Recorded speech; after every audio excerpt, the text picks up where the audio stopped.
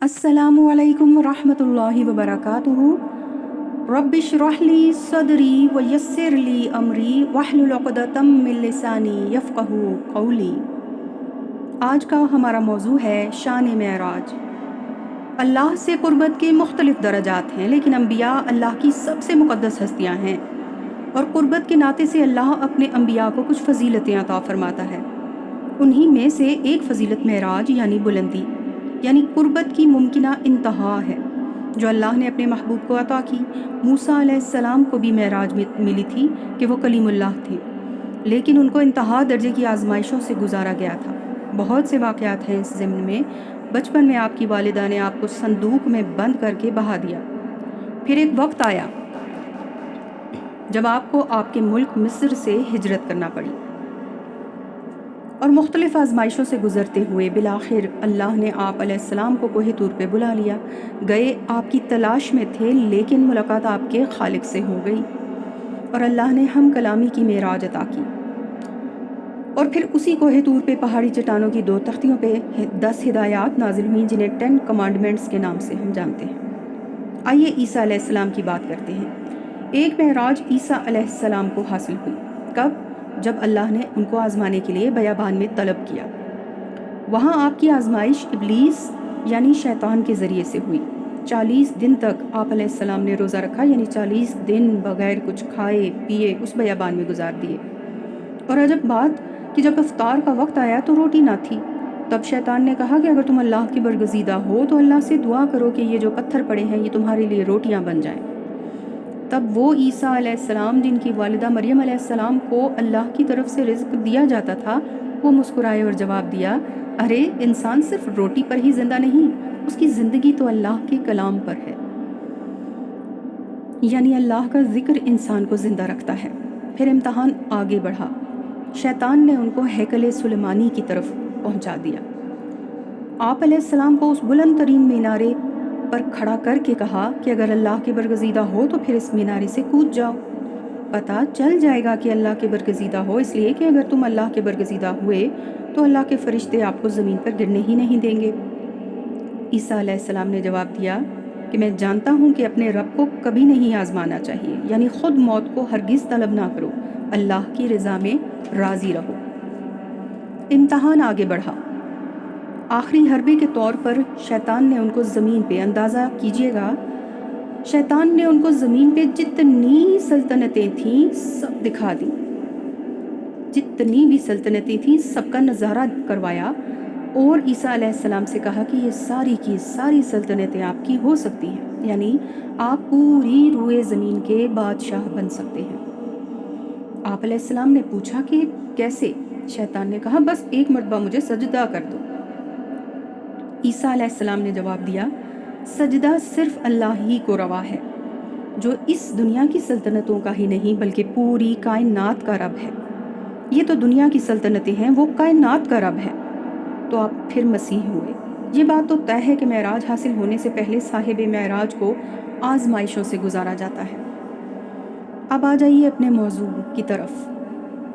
साहिब मेराज तो मक्के की गलियाँ, सुबहान अल्लाह, और दिन रात की दावत के बाद गिनती के लोग ही ईमान लाए हैं या रसूल अल्लाह सल्लल्लाहु अलैहि वसल्लम। और उनके सिवा बाकी तमाम, चाहे वो सरदार हों, ग़ुलाम हों, बच्चे या बूढ़े हों, औरतें हों या मर्द, बज़ाहिर सब मेरे आका के मुखालिफ करार पाए।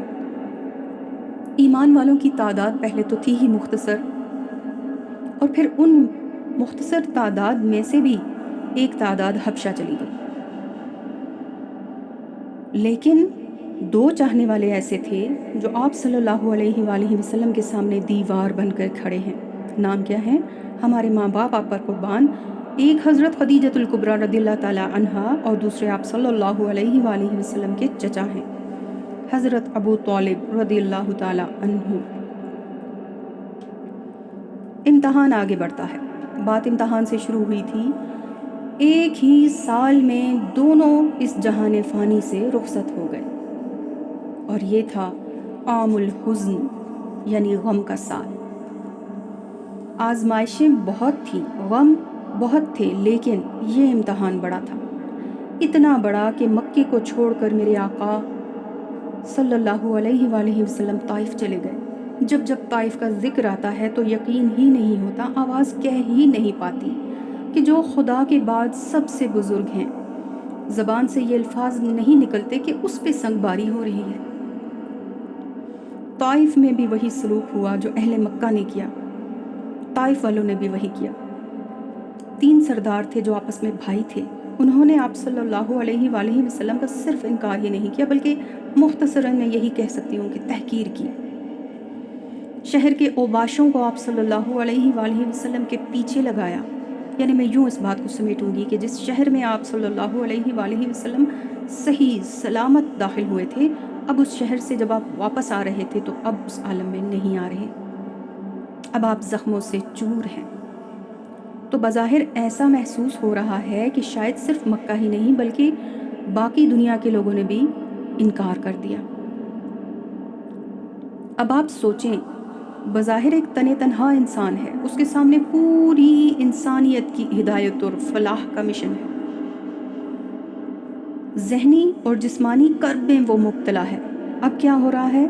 اب آسمان والے نے دیکھا کہ ہاں جتنا آزمانا تھا آزما لیا ہے، اپنوں نے بھی غیروں نے بھی، سب نے ساتھ چھوڑ دیا، ظلم اور ستم کی انتہا ہو گئی۔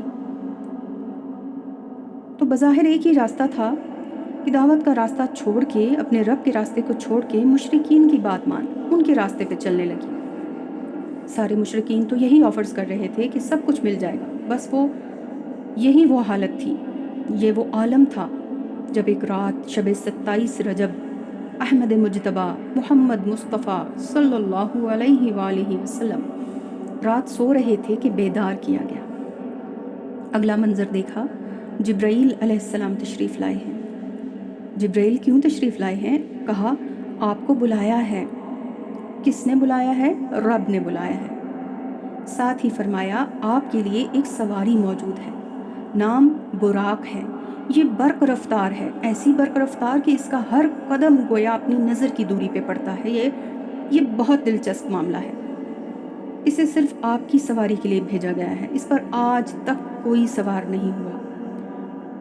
تو پھر بظاہر اس دنیا کا ستایا ہوا اپنے رب سے ملاقات کو چل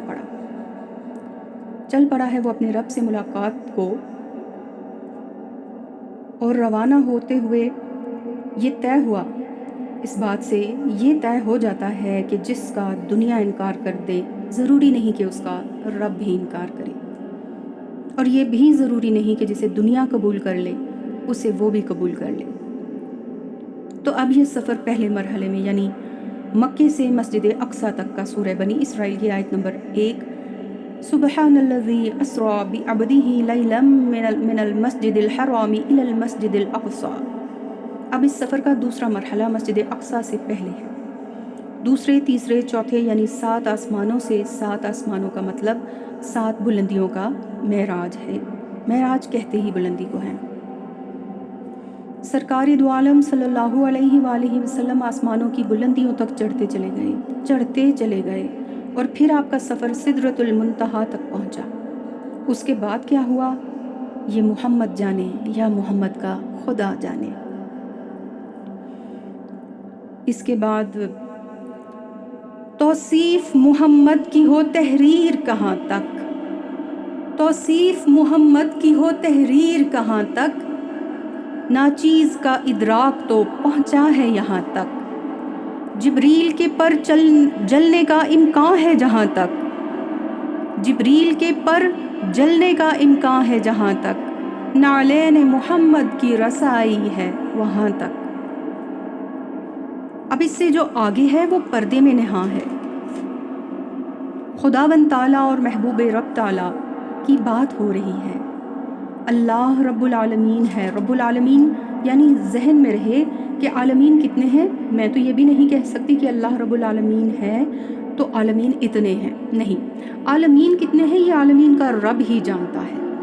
اب تک سائنس اپنی تمام تر ترقی اور ٹیکنالوجی کے باوجود قطعیت کے ساتھ نہیں کہہ پائی کہ یونیورس کتنا بڑا ہے۔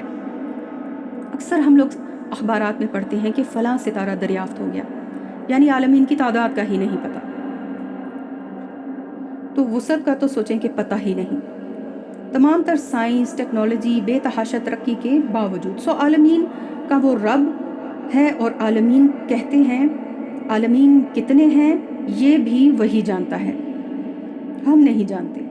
کائنات گزشتہ 13.5 ارب سالوں سے 3 لاکھ کلومیٹر فی گھنٹہ 3 لاکھ کلومیٹر فی سیکنڈ کی رفتار سے مسلسل ایک غبارے کی مانند پھیلتی چلی جا رہی ہے۔